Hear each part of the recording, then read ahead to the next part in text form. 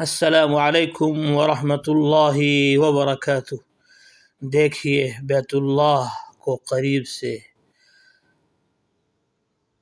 یہ ملتزم ہے، یہاں چمٹ چمٹ کر اللہ تبارک و تعالی سے دعا مانگی جائے، دعا قبول ہوتی ہے۔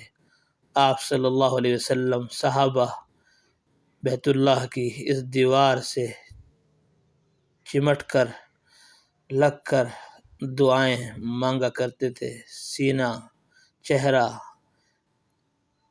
اس در پر، اس دیوار پر لگا کر اللہ تبارک و تعالیٰ کے سامنے رو کر گڑ گڑا کر اپنی تمام دنیاوی اخروی حاجات کو مانگا کرتے تھے۔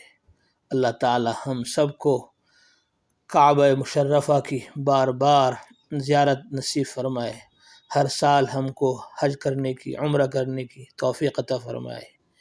یہ حجر اسود ہے، جنت کا پتھر جو جنت سے آیا تھا تو صاف شفاف سفید چمکتا ہوا تھا۔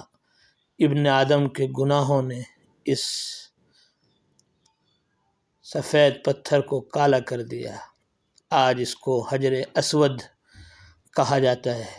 سب کے گناہوں کو اس نے دور کر دیا، محبت کے ساتھ، پیار کے ساتھ اس کا بوسہ آپ صلی اللہ علیہ وسلم نے، صحابہ نے لیا۔ اللہ تعالی ہم سب کو اس کا بوسہ لینے کی توفیق عطا فرمائے، اور اللہ تعالی ہمارے دل کی سیاہیوں کو دور فرمائے، اور ہمیں بار بار حج کرنے کی، عمرہ کرنے کی توفیق عطا فرمائے۔ اللہم یسر لنا الحج والعمرہ فی کل سنہ، یا اللہ ہمیں ہر سال حج عمرہ کرنے کی توفیق نصیب فرما۔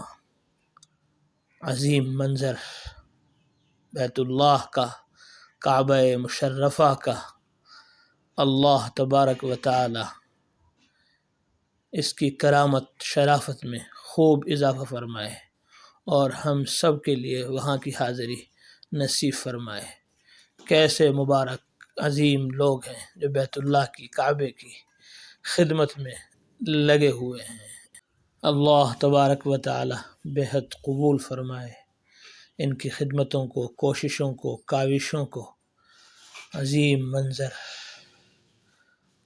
بیت اللہ کا، طواف کرنے والے زائرین، معتمرین، حجاج و عمار اطراف عالم سے خدا کے فضل و کرم سے یہاں آتے ہیں۔